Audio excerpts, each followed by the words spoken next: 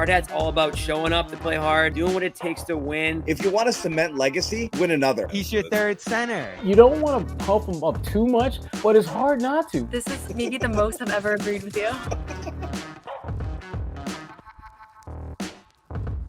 What's up, everyone? This is Noah Dalzell, and I'm here with Bobby Manning at TD Garden after the Celtics lose to the Brooklyn Nets 113-105.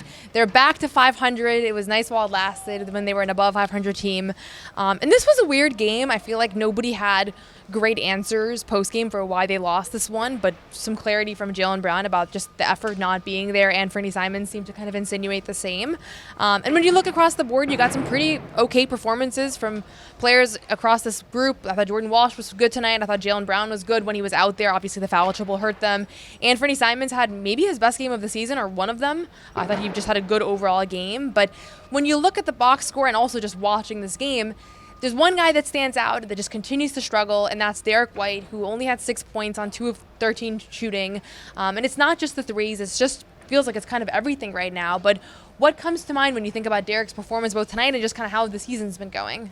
It's the stat I saw on Sports Radar that only Drew Holiday has scored a greater increase percentage of his points off the dribble this season compared to last year than Derrick White. And they had little reasons for why in each case. Obviously, Holiday is returned to a primary role in Portland. That makes sense. He was like the 5th option here. Derrick has went from 4th, 5th to 2nd option, and he has the ball in his hands when you look at the numbers even more than Jaylen does. It's Pritchard and White creating the majority of the offense for this team. So the ball control has been good for him, right? He's running good pick and rolls. He's moving the ball well. Even if you dive into the tape from this one, I bet there's some awesome passing moments from White here that got guys either baskets right off the pass or pass to another shooter. So he's facilitating well. He just can't create his own shot at this moment from anywhere on the floor, really. And it was interesting because we talked to him at practice the other day, and he was discussing the need to get closer, see a free throw go through. He's not getting those easy looks to gain confidence, it feels like. And this stuff can just build on a player. Yeah, and Derrick is, I think every player is mental to an extent, right? It's a mental game. Derrick's one of the more mental players on this team and has been for the last few years. Because you see it? Because you see it, and you see the body language. And the body language is I don't want to rag on that because, first of all, because I do it horribly when I play basketball. But second of all, because guys like Sam Hauser does it as well. I think Payton does it to an extent, although I think he's been a little bit better this year. Really most, especially shooters, get frustrated when they miss shots that they're this is what I practice all the time. Why is this not going in? But Derrick takes it to another level where it's his head's down, it's visceral, everybody can tell, your opponents can tell, which is a win for them, your teammates can tell, which is a loss for them. And so, again, he's a great teammate, he's super, a great leader, all those things. So it's not I'm trying to rag on him, but you can tell right now that it's mental. And when he misses a layup, it's that's just a missed layup. That is he's missed some free throws this season in moments where it was okay, that's just a free throw. It's not about the shots that he's getting. It's not about the moment in the offense or the execution. It's I think he's just in his head right now, and he doesn't have the same confidence and swag that he had the last couple of years where he emerged as this borderline all-star player. And I'm sure part of him is I really miss having Tatum out there. I really miss having guys that can create for me the way that they were able to. But I also think that this is not the best that he can do with the pieces around him. I think he's a little bit in his head, and he's in a slump that I just have to believe he's going to break out of. The show, as always, is brought to you by our pals over at Prize Picks. You got to love yourself some Prize Picks here. And again, doesn't matter what season you're in, basketball, football, hockey, it's all good. Just play Prize Picks right now. #1 daily fantasy sports app in all of North America. Pick more, pick less. That easy. Download the app, code CLNS. Get 50 in your lineups when you play your first $5 lineup. Once again, download that Prize Picks app, code CLNS, to get 50 in your lineups after you play your first $5 lineups. Yeah, and he's generally throughout his career been more of an off-ball player than an on-ball one. I feel like the point guard development for him came fairly recently on this team. So it is Tatum a lot of the times creating for him. It is Brown creating for him. We talked about the Tatum-White two-man game and how much they're going to miss that this season. Now it's White having to orchestrate things, and you almost see him defer to Pritchard at times. He is an unselfish player to the point where he is going to try to let Brown cook, try to let Pritchard get his looks, and you don't see him building a rhythm throughout the course of games. I keep thinking back to opening night, and we had these big expectations for him coming into the year, all-star, potentially all-NBA, and there was a third quarter stretch where they're getting out in the open court. He was finding guys. He was pulling up from three on the break. And we never saw that again after that point. There hasn't been a stretch like that one from him in any game that I can think of. Some of it's the pace, right? They haven't played in the open floor a lot. Some of it's poor shooting. Like, he's gone through a slump that has persisted through a lot of the season. Obviously, he's taking difficult shots.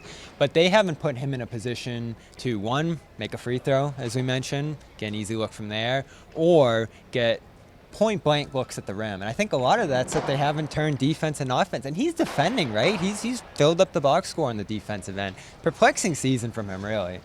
Yeah, it's tough. And, I think with, Peyton, who obviously was in an abysmal shooting slump for the first couple weeks here, he still had, a clear, okay, this is what Peyton's trying to get to. He's trying to get to the paint for that little bump shot that he became really good at this year.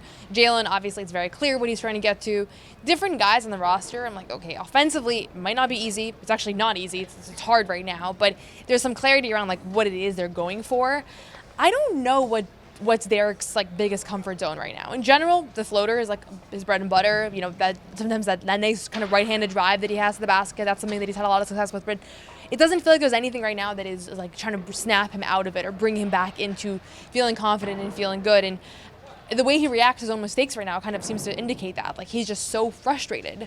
And so I don't know what the solution is, to be honest. Maybe it's what you're saying of just making him a bigger priority, where tonight he took 13 shots. I don't think there was a concerted effort to get him going. And Jalen's touched on that a little bit this year. We need to get Derrick going. That needs to be a focus. And I think last year during the stretch where he struggled a little bit, where he talked about how, he just wasn't finding the same joy and everything like that. That was when KP came back, and suddenly there were really not a lot of shots to go for Derrick. And so it's harder to get back in the rhythm. So again, it's hard to say one thing, though, because there have been moments where he's taken a lot of shots this season, and it's he's finishing 7 of 20 or 6 of 20. He's had those games, too, so it's not just a volume thing. But if I'm on the offensive team for the Celtics, I think top of the list right now is what can we do for this guy, because they're not going to be great if he continues to struggle, and I think they have to figure this out for him and for themselves. I'll say a couple things, because he plays with Jalen a lot. Not to say Jalen's hogging the ball or anything like that, but Jalen's looking for his own shot a lot of the time. He's trying to be aggressive out there. He's trying to get downhill. So I don't feel like those two play off each other a ton. I almost wonder if playing more with a Simons, a guy who can attract some attention, would help him out a little bit. We've mentioned Hauser, how they're utilizing him. That's obviously a guy who has some gravity out there. I think for White to get off the ball a little bit more, and for other guys to be able to set him up, would benefit him enormously, because again, if we're just trying to replicate the role he was in last year, it's a lot more off-ball stuff. It's a lot more playing alongside bigs who are drawing defenders out to the perimeter. That obviously lets you get to the basket easier. They just need to find a way to put some attention on some other guys, because right now with the balls in his hands, I feel like the defense can really load up, really pressure him. Obviously teams are doing the full court pressure now thing too. That's the difference compared to last year. So there's just so much change going on here. And when you think back to when he first got to Boston, change, adjusting to a new role, a new situation, does take him a little bit of time. It almost took that entire 2022 season for him to start to look comfortable here. So it's going to take some time. They're going to have to try a lot of different things, but I think one thing's pretty clear. They cannot exceed expectations this year with him playing like this. He's too important. Right. I think we all thought he was going to be the number 2 guy in this team, and potentially an all-star, right? That was, he had a 33-point game in preseason, I think, against, I forget who it was, and I was thinking to myself, okay, I better go to all-star weekend because Derrick White's going to be there and it'll be cool, it'll be his first one. Certainly that's not the path that he's on right now, and I think it's a combination of things, but I truly do think a lot of it is just in his head, and if he has to find a way to snap out of it, because it just mounts, right? Do you have a solution? I don't have a solution, but they have people for that, which I'm sure those people are helping him. And it really is. He touched on that a little bit too, where him and Peyton being in these slumps, everybody wants to help you, everybody wants to say we have confidence in you, and it gets kind of annoying. They both have talked about that a little, so I think part of it is just being a little less heavy about it. And for the most part, I don't think it's impacted his defense, and he's been a league leader in stocks, and he's been a huge plus on that. And I feel like his impact wasn't quite as felt tonight. Maybe I missed it, but and on first watch, like, I didn't seem like he had his imprint on this game really anywhere as much as he normally does. Like, he was just not much of a bonus, and his plus minus kind of reflected that, which is a flawed stat. But they're going to need him. He's not the only guy that struggled tonight. It was way more than that. But he's the guy that I think if this team is going to turn things around, and if we're going to be sitting here in 2 months and saying, wow, well, look at the run they went on, it's going to be because Derrick White figured things out. And I don't know if that's going to happen. I think it's going to happen more than it is right now. Like, he's not going to finish the year shooting 35% from the field, I don't think. But the extent to which he can correct that is going to determine this team's ceiling. Yeah, they're going to have to adjust their style a little bit too. It's a lot of ISO right now. It's a lot of half-court basketball. It's a lot of dribble, dribble, dribble. And I get it. Like, that style prevents the turnovers. There's a lot of things they're getting out of that. But it's making it extremely difficult on their best players. And Peyton's dealing with that too. He's doing a better job figuring out other ways to succeed. Jalen's dealing with it too. He's figuring out ways to get to his shot. But all three of those guys are playing extremely difficult basketball right now for this team. He's just feeling it the most. We'll see what happens next. We'll be back here on Sunday and on Wednesday, I believe. It's 2 more home games here before the Celtics have a pretty difficult stretch. No cup. Things are about to get harder. Yeah, no cup. I feel like the cup was already out when they lost the first cup game. So no cup, no Vegas. I'm honestly not too mad about that. But we'll see what happens. We'll see if he's able to kind of get back in his groove. That's it for us for now. You can watch the full press conferences. We heard from Jaylen Brown and Anthony Simons and Joe Mazzulla. I would say Jalen's was the most interesting one from tonight. So check that out. Hear his frustrations. And he said some things that you kind of have to read between the lines. So we'll let us know what you think. But that's it. Thanks again, as always, for watching. And I'll be back on Sunday with more.